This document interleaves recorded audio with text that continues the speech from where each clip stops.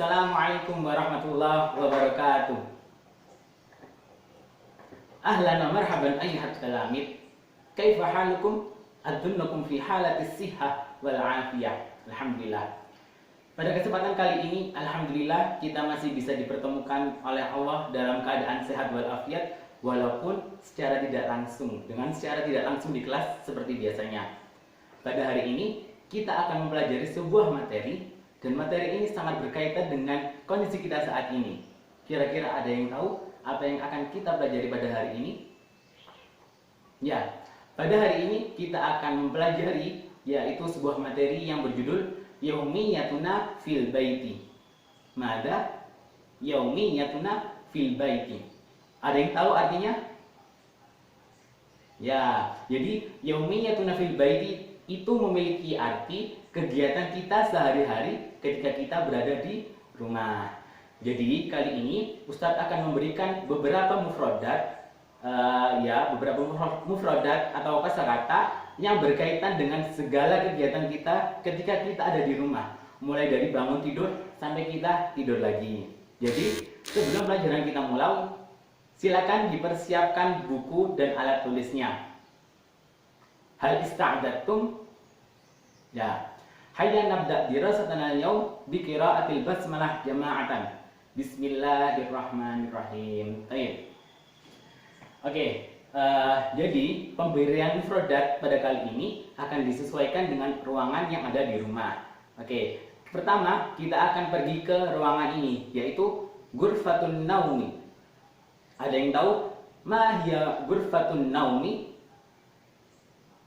Ya, ghurfatun naumi itu adalah tempat tidur. Jadi di tempat ini ada 3 kosakata yang akan Ustadz sampaikan kepada kalian semua. Silakan disimak baik-baik, diperhatikan, kalau perlu ditulis juga. Kosakata yang pertama yaitu nama yanamu. Ustadz ulangi lagi. Nama yanamu. Anamu ala sariri fi ghurfatin naumi. Anamu ala sariri fi ghurfatin naumi. Ada yang tahu artinya nama yanamu?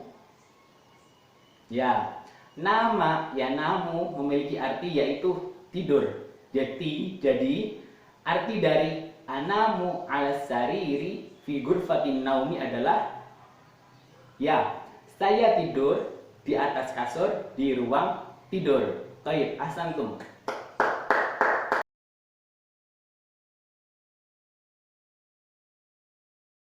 Oke, selanjutnya kosakata yang kedua yaitu istaiqadha yastaiqidu. Bisa ulangi. Istaiqadha yastaiqidu. Anta tastaiqidu minan naumi sabahan mubakkiran. Anta tastaiqidu minan naumi sabahan mubakkiran. Ada yang tahu artinya? Istaiqadha yastaiqidu merupakan lawan kata dari nama yanamu. Kalau tadi nama yanamu berarti tidur, berarti istaiqadha yastaiqidu memiliki arti bangun. Ya. Jadi artinya arti dari anta tastaiqidu minan naumi sabahan mubakkiran adalah kamu bangun tidur di pagi hari. Oke. Selanjutnya, kosakata yang terakhir di ruangan ini adalah irtadda yartaddi. Irtadda yartaddi. Ana artaddi ziyal madrasati qabla dihabi ilal madrasati. Ana artaddi ziyal madrasati qabla dihabi ilal madrasati. Ada yang tahu makna dari irtadda yartaddi? Irtadda yartaddi merupakan sebuah kegiatan yang kita lakukan sebelum kita berangkat ke sekolah. Ada yang tahu? Ya, irtadda yartaddi memiliki arti mengenakan seragam. Jadi, arti dari ana artaddi ziyal madrasati qabla dihabi ilal madrasah berarti saya mengenakan seragam sebelum berangkat ke sekolah. Baik, ahsantum jami'an. Selanjutnya kita pindah ke ruangan berikutnya, yaitu al-hammamu. Apa? Al-hammamu. Sudah tahu semua kan arti dari al-hammamu? Ya, al-hammamu adalah kamar mandi. Di sini ada dua mufradat yang harus kita pelajari. Yang pertama adalah tawaddo'a yatawaddo'u. Sekali lagi, tawaddo'a yatawaddo'u. Atawaddo'u qabla dhihabi ilal masjidi. Atawaddo'u qabla dhihabi ilal masjidi. Udah tahu kan artinya? Tawaddo'a yatawaddo'u. Ya, tawaddo'a yatawaddo'u itu memiliki arti sebuah kegiatan yang kita lakukan sebelum kita melaksanakan kegiatan sholat, yaitu berwudu. Jadi, tawaddo'a yatawaddo'u memiliki arti berwudu. Kalau kalimat tadi diartikan, berarti saya berwudu sebelum berangkat ke masjid. Nah, oke. Kosakata kedua yaitu istahamma yastahimmu. Istahamma yastahimmu. Astahimmu qabla dhihabi ilal madrasati. Astahimmu qabla dhihabi ilal madrasati. Ada yang tahu makna dari astahimmu? Ya, astahimmu memiliki arti mandi. Jadi kalimat tadi diartikan menjadi saya mandi sebelum pergi ke sekolah. Nah, oke. Kita next ke tempat selanjutnya. Dari kamar mandi kita pergi ke masjid. Oke? Kita selanjutnya pergi ke masjid atau musola. Nah, di sini ada dua kegiatan juga. Yang pertama adalah sholla yusolli. Bisa ulangi, sholla yusolli. Nusolli sholatas subhi fil masjidi. Nusolli sholatas subhi fil masjidi. Sudah tahu artinya kan? Ya, benar. Kita sholat subuh di masjid. Jadi, sholla yusolli memiliki arti sholat. Nah, oke. Kosakata yang kedua yaitu qara'a yaqra'u. Bisa ulangi. Qara'a yaqra'u. Naqra'u al-Qur'ana fil masjidi.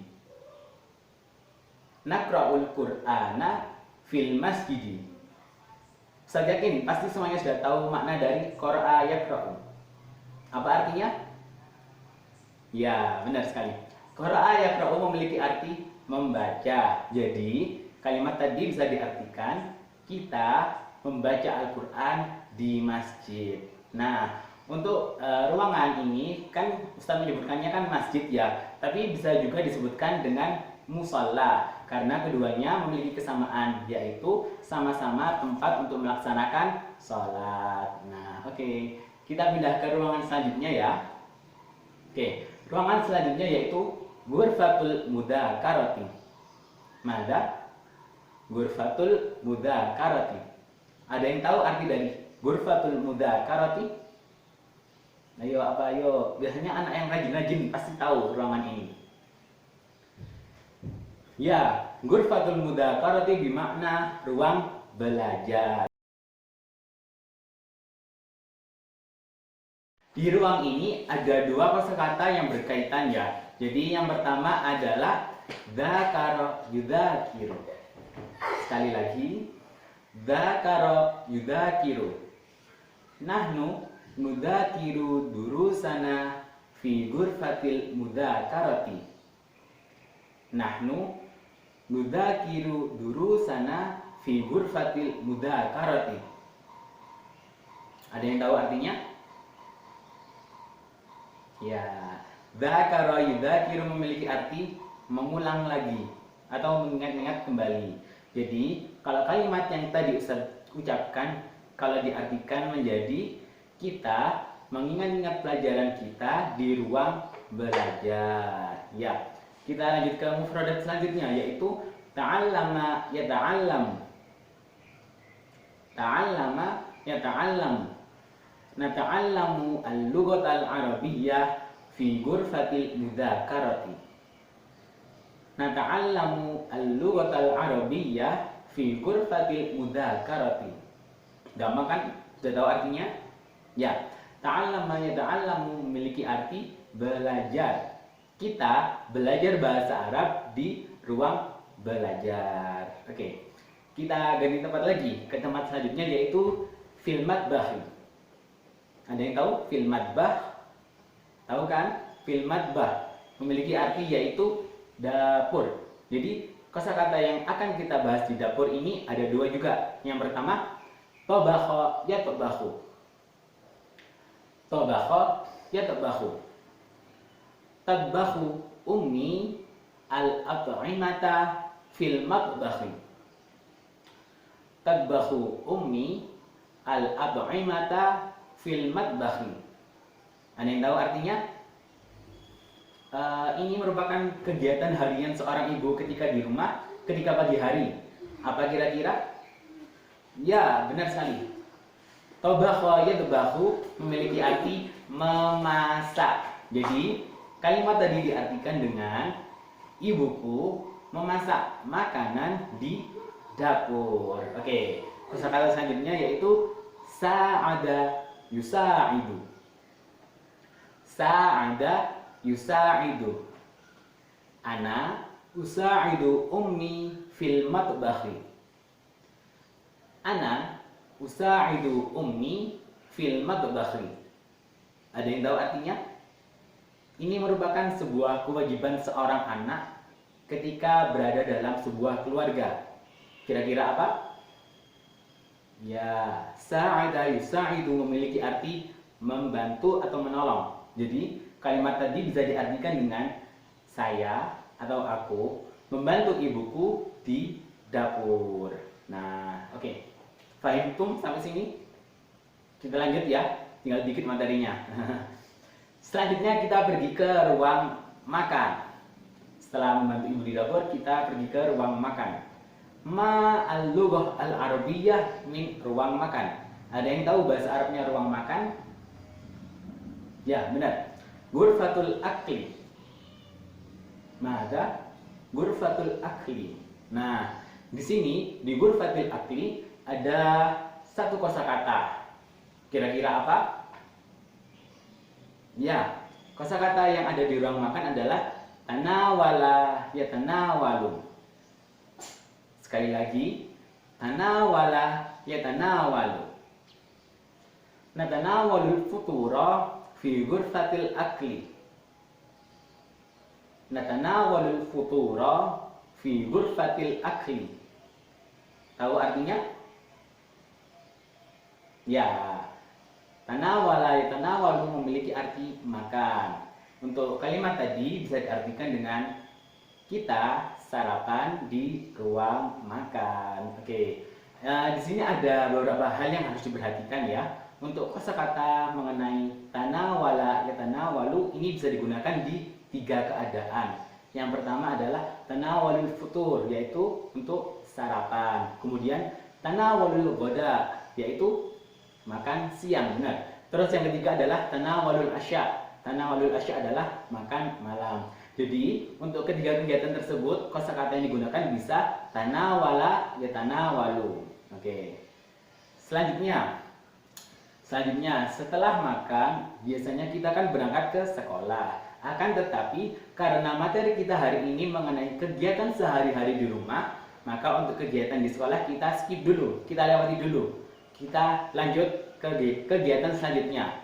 Biasanya kita pulang sekolah setelah duhur ya. Jadi kita lanjutkan kegiatan kita di rumah yaitu setelah sholat duhur. Kira-kira apa yang kita lakukan? Setelah pulang sekolah, panas-panas, capek, kira-kira apa yang akan kita lakukan? Ya, benar sekali. Kita akan istirahat. Kosakata untuk kata tersebut adalah istaroha yastarihu. Apa?